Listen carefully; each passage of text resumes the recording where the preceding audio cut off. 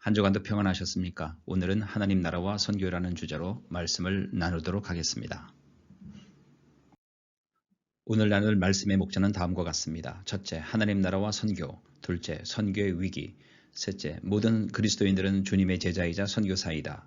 넷째, 원심적 선교와 구심적 선교. 다섯째, 비즈니스 선교입니다.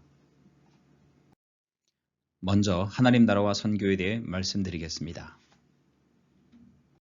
예수님께서 공생애를 시작하시면서 가장 처음으로 하신 설교의 주제는 천국 즉 하나님 나라였습니다.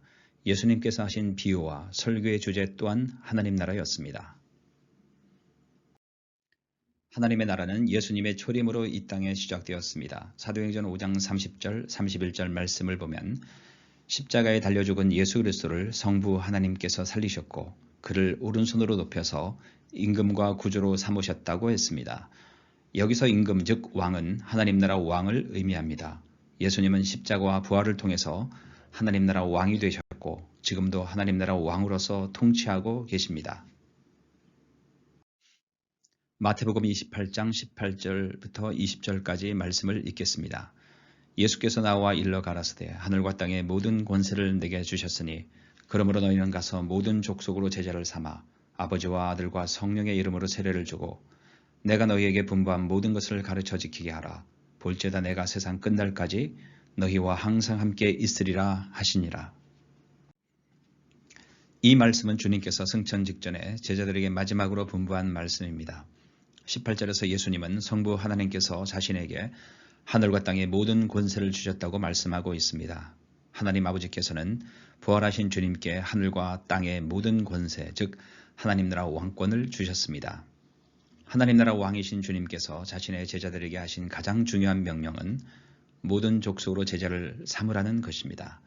본문에서 동사는 하나밖에 없습니다. 제자를 삼는 것입니다. 제자를 삼기 위해 모든 족속에게 가야 합니다.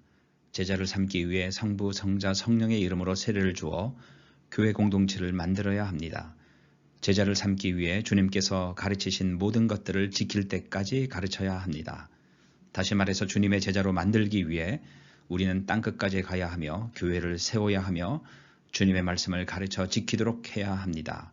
이 말씀은 몇몇 해외 선교사들에게만 주어진 것이 아니라 주님을 믿는 모든 그리스도인들에게 주어진 최고의 명령입니다. 예수님의 초림으로 이 땅에 하나님 나라가 시작되었고 예수님의 재림으로 사탄의 나라는 멸망하고 하나님 나라가 완성될 것입니다. 예수님의 초림과 재림 사이를 종말이라고 하며 이 종말을 사는 우리 그리스도인들에게 주어진 가장 중요한 사명은 모든 민족에게 복음을 전하고 교회를 세우고 제자를 삼음으로 하나님 나라를 확장하는 것입니다. 그리스도를 믿는다는 것은 자신의 믿음만을 지키기 위한 신앙 생활을 의미하지 않습니다. 그 이상의 의미를 포함합니다. 그것은 땅끝까지 복음을 증거함과 모든 열방이 믿어 죽기에 예비함과 주님의 말씀을 지키고 가르치는 주님의 제자를 만드는 것입니다. 이러한 사명을 받았음에도 불구하고 땅끝까지 복음을 증거하고 모든 족속으로 제자를 삼는 일에 많은 어려움들이 존재합니다. 특히 지금 이 시대는 선교적으로 볼 때 위기의 시대입니다. 이러한 선교의 위기에는 몇 가지 원인이 있습니다. 첫째는 기독교 박해와 선교 제한이며 둘째는 코비드19로 인한 팬데믹이며 셋째는 선교사 수 감소이며 넷째는 구조적 문제입니다.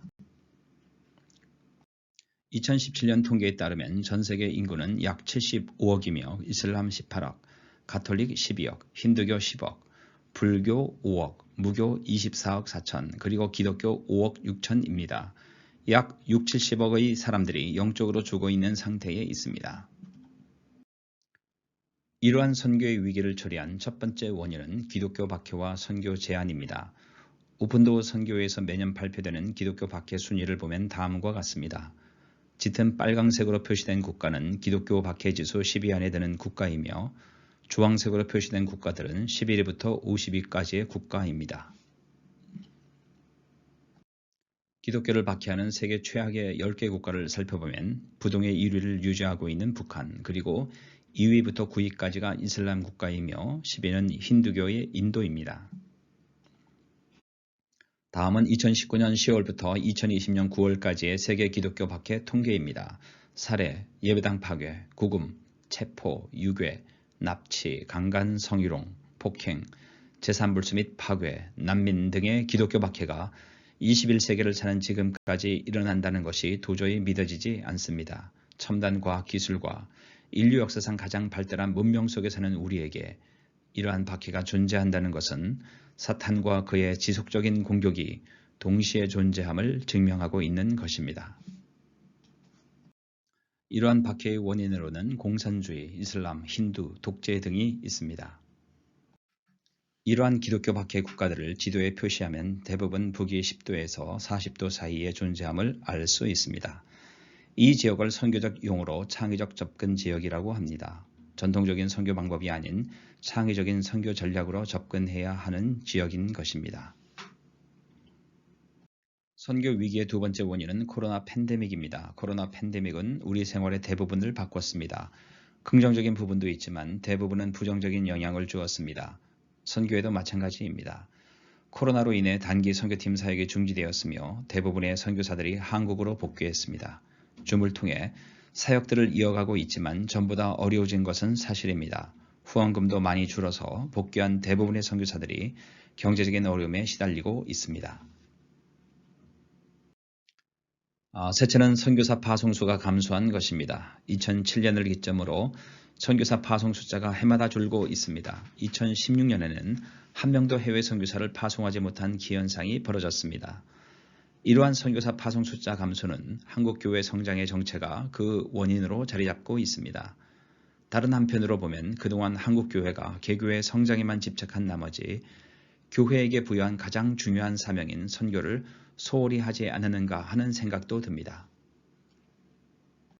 넷째는 구조적인 문제입니다. 선교학자 팬트릭 존스턴에 의하면 이 땅에 존재하는 모든 교회는 이미 전 세계를 복음화시킬 인적, 물적 자원을 가지고 있습니다.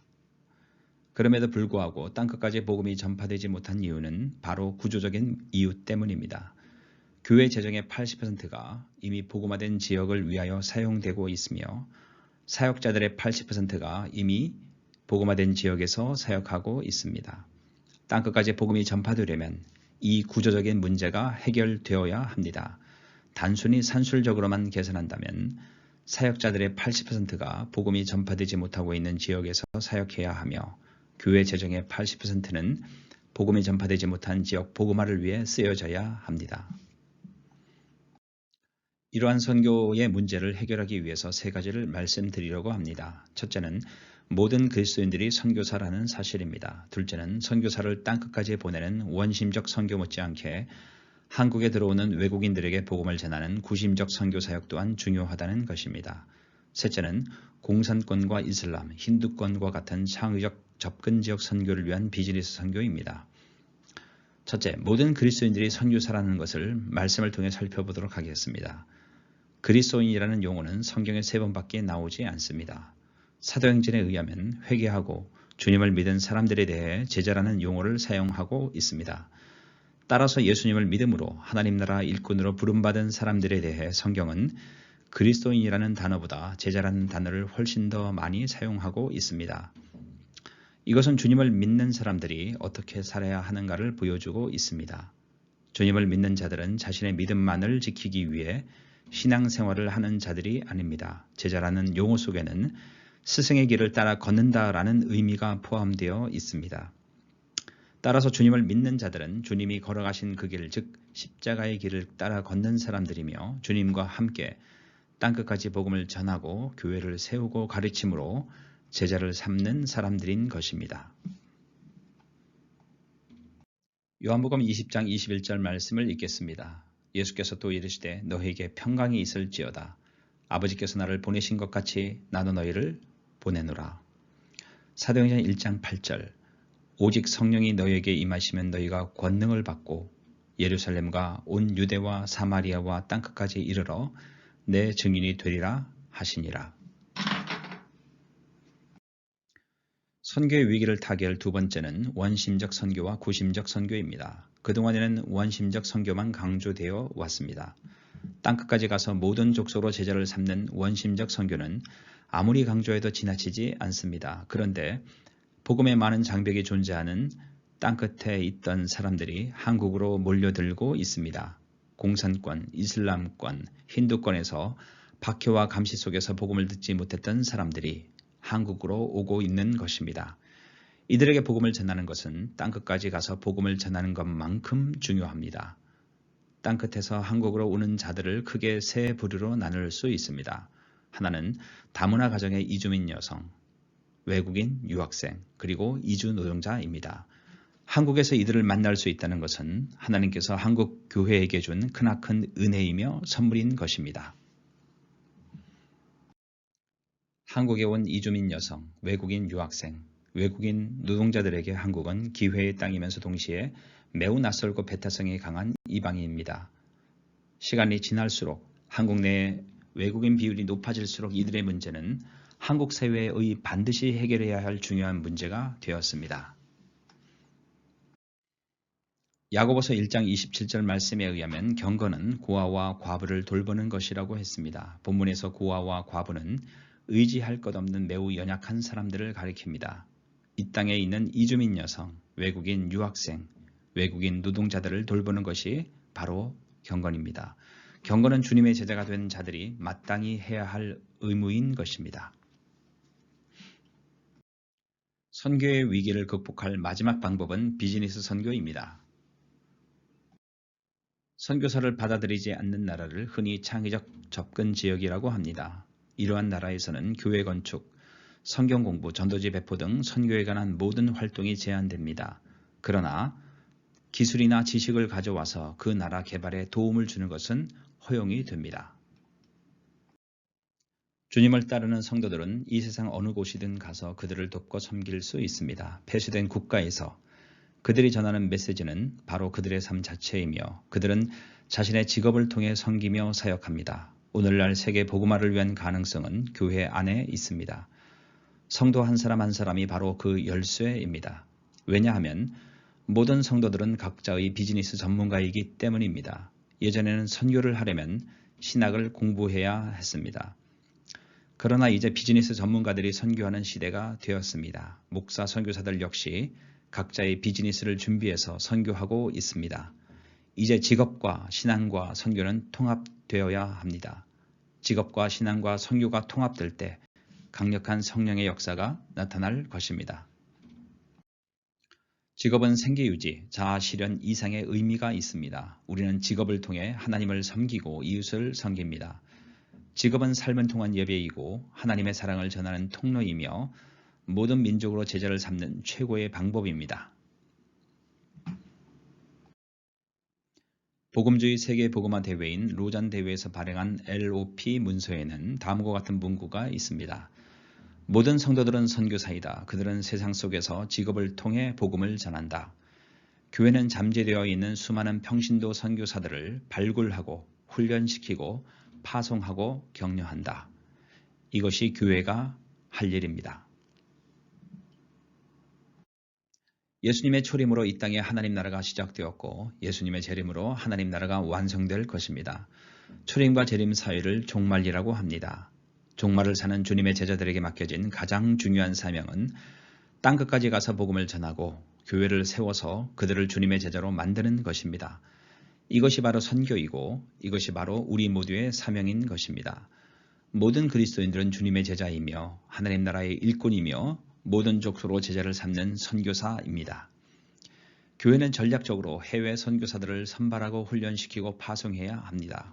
동시에 이미 한국에 들어온 창의적 접근 지역 사람들에게 해외 선교사들과 동일한 심정과 자세로 복음을 전해야 할 것입니다. 이 일에 예외는 없습니다. 성령을 소유한 자들은 이 사역을 기쁨으로 받아들이고 헌신할 것입니다. 마태복음 28장 18절부터 20절까지의 말씀을 읽고 마치도록 하겠습니다.